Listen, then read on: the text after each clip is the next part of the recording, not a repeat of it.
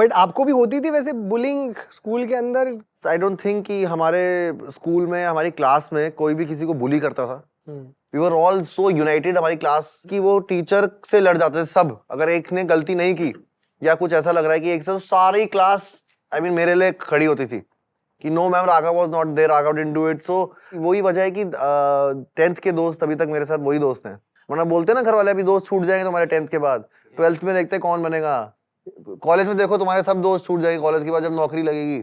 अगर you really really love your friends, you will keep them safe no matter what. तो वो हमारे group में एक यूनिटी थी और आज तक वो हमारा अभी तक है क्लास का ग्रुप। 12G लिखा है उसमें, सारे सब लोग हैं। क्या बात है। तो ये जो ना हम बुली करते थे ना हम किसी को बुली करने देते थे हमें हमारी क्लास में। कोई करता भी था तो अभी इंटरवल में मिलते थे फिर कैंटीन में, पूरी क्लास, छोटा बच्चा पढ़े जो फर्स्ट आ रहा है चश्मे वाला वो भी खड़ा हुआ है। बेसिकली एक हमने वो बनाया हुआ था, एक कल्ट। मुझे जो तुमसे पूछना था कि यू हैव रिटन, मतलब कई काफ़ी इंटरव्यूज में बोला भी है कि जब से तुम्हारे हाथ पैर चल रहे थे तब से तुम डांस कर रहे हो, पर हमारी सोसाइटी में तो मुझे ये लगता है कि आप वो नहीं करते जो आप चाहते हो, आप वो करते हो जो आपके पेरेंट्स चाहते हैं। हाँ। कि मुझे भी बचपन से राइडिंग करनी थी, आर्ट्स में इंटरेस्ट था, बट करना तो इंजीनियरिंग पड़ा क्योंकि मैं पेरेंट्स को यही था कि उस समय तुम लड़के हो तो इंजीनियरिंग करोगे और तो कोई ऑप्शन ही नहीं है। बट आपको कैसे लगा उस समय कि डांस करना चाहना भी ओके है? You know, how do you even know कि यार ये पैशन मैं परस्यू कर सकता हूँ लड़का होकर? पेरेंट्स नहीं ठोकते थे? टोकते थे। अच्छा। सब टोकते थे वहां तो। उधर तो जहाँ हम हैं वहां से तो उस टाइम पे तो कुछ था ही नहीं ना ऐसा कोई। उस टाइम पे तो डांस का सोचना भी, तब तो ऐसा कुछ ABCD ये वो कुछ आया नहीं था। बिल्कुल। बट एक अच्छी वैलिडेशन मुझे स्कूल के बच्चों से और जो मेरे जो क्लासमेट्स और जो मेरे स्कूल मेट्स है उनसे मुझे बहुत पावर मिलती थी यार, because they used to really support me कि अरे डांस, राघव का डांस है आज देखने जाएंगे। मुझे पूरे स्कूल को कोरियोग्राफ करने का मौका मिलता था। मुझे ये भी अच्छा लगता था चलो मैं किसी चीज में तो अच्छा हूँ।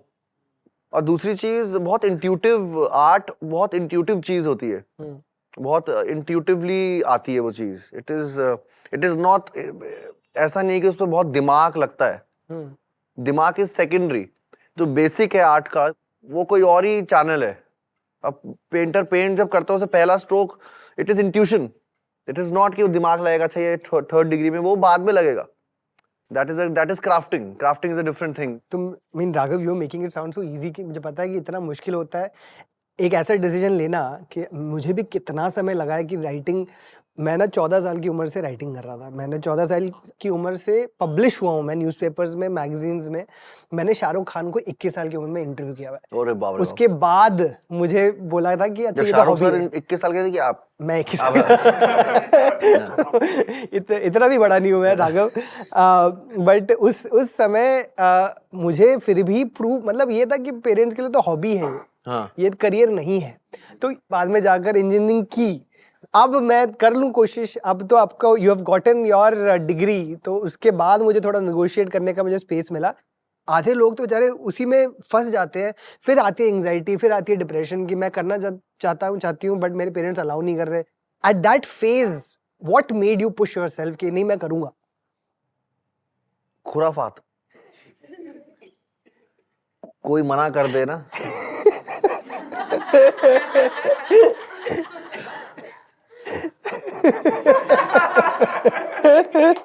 फिर तो करना ही है ना, वैसा वाला थोड़ा सिस्टम था मेरा।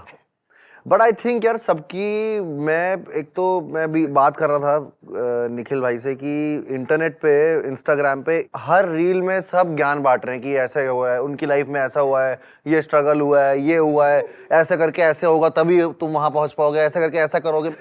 मैं परेशान हो गया हूँ अब रील से, स्पेशली तुम बच्चों को समझाने वाली हर बार मैं रील की। अच्छा अब वो अलग प्रेशर, अच्छा राघव ने ऐसा किया है मतलब हमें भी ऐसा करना पड़ेगा। कुछ नहीं है ऐसा, सबकी अपनी जर्नी है, सब ऊपर वाला लिखवा के लाया है तुम्हें। इवन इफ यू थिंक कि सोसाइटी में मना कर रहे हैं, you feeling to pressurised by them और तुम नहीं कर पा रहे हो and you are not able to do it, that is also fine.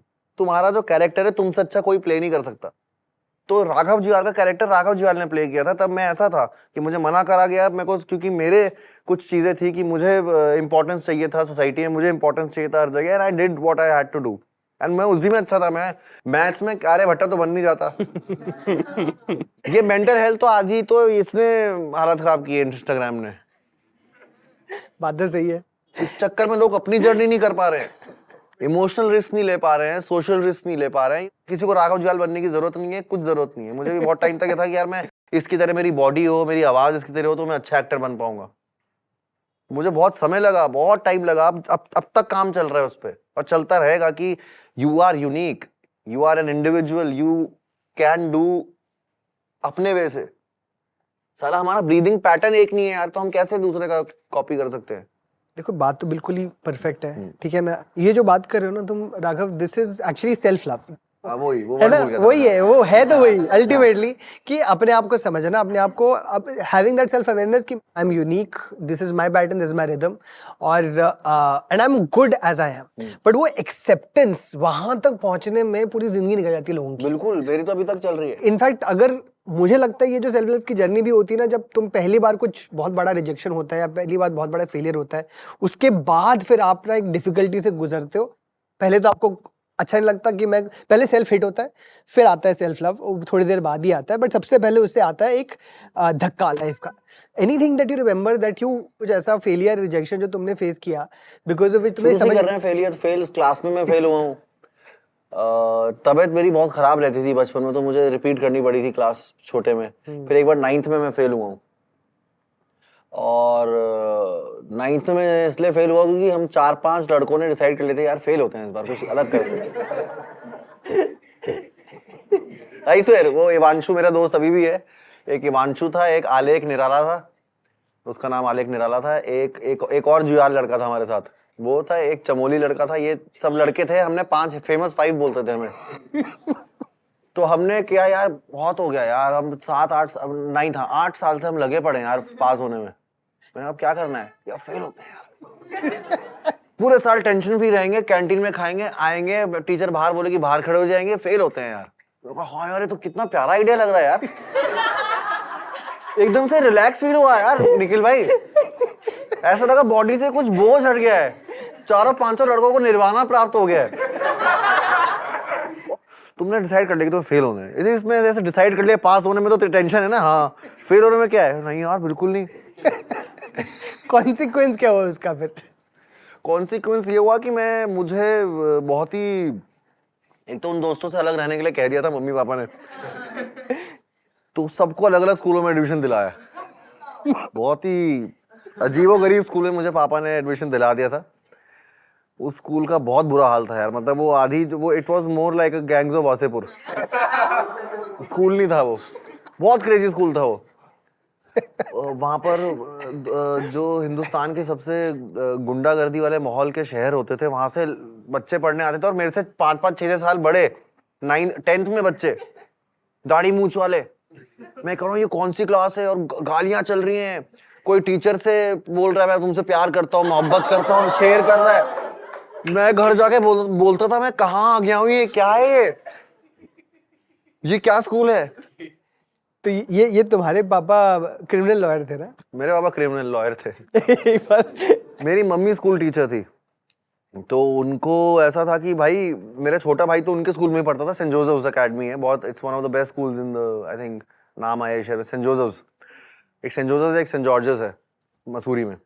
तो मेरी मम्मी वहाँ पढ़ाती थी, छोटा भाई मेरा वहाँ पढ़ता था। तो मैं बोलता था मुझे करा दो एडमिशन, कह रहा तुझे नहीं कराऊंगी एडमिशन वहाँ। मैं रोज रोज प्रिंसिपल के ऑफिस के बाहर नहीं खड़ी हो सकती, तो मैं थोड़ा शैतान था इस मामले में। बट यस, तुम्हारा छोटा भाई है वो, मुझे पता है, वो भी आर्ट्स में है, वो भी फिल्म मेकर है। वो अभी बुसान होके आया है वो, उसकी फिल्म। क्या बात है। उसकी फीचर फिल्म पहली बुसान गई है, और एक डॉक्यूमेंट्री उसकी जो स्विट्जरलैंड में होता है ना डॉक्यू फेस्टिवल सबसे बड़ा, उसमें प्रीमियर हो रही है। तो he is doing really great. तो कोई प्रेशर यार यशस्वी तो बहुत ही, वो थोड़ा मैच्योर है मेरे से ज्यादा। वो उसने, मैं थोड़ा शैतान था, बट वो थोड़ा घर का कार्बोरेटर था। उसने मेरी, पता हम दोनों का बहुत अच्छा बॉन्ड है। अच्छा। शुरू से वो मतलब मुझे हेल्प करता रहे, छोड़ो ना भाई आप कर लो डांस में, जैसे पापा आएंगे मैं बता दूंगा। तो कोई आएगा अंदर तो मैं फिर रोक देता था, पढ़ाई करने लगता था मैं बेसिकली। तो उसको यार, उसने अपना खुद पाथ खुद ही चूज किया है। मतलब उसने खुद ही फिल्म मेकर से, जब मैं डांस करता था वो कैमरा उठा के कीड़ों को शूट करता था, या फिर कोई जैसे कोई काम कर रहा है बिल्डिंग पे, उनसे पूछताछ करके उनकी डॉक्यूमेंट्री बना ले, छोटी सी स्कूल में बना के भेजता था। तो वो शुरू से बचपन से ऐसा है, वो थोड़ा चुपचाप घर में क्या पापा मम्मी कुछ बात कर रहे हैं तो चुपचाप वीडियो बना लेगा वो, उसमें फिर एडिट करके घर में। तो वो बचपन से ही स्पीलबर्ग है। Thanks for watching. If you enjoyed the video, don't forget to like, subscribe and share.